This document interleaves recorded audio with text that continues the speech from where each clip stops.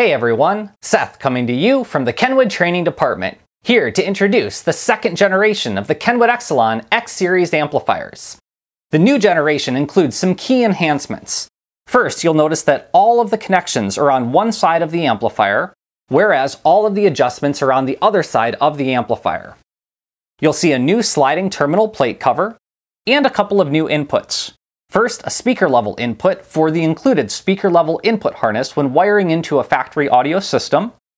And above that, a subwoofer level control input for the optional KENWOOD KCA-RC01A.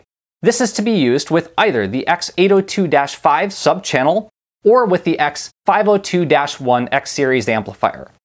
You'll also see some included mounting screws, which are to be used when mounting to the amplifier's aluminum parts of the amplifier, which makes for a much more secure mounting.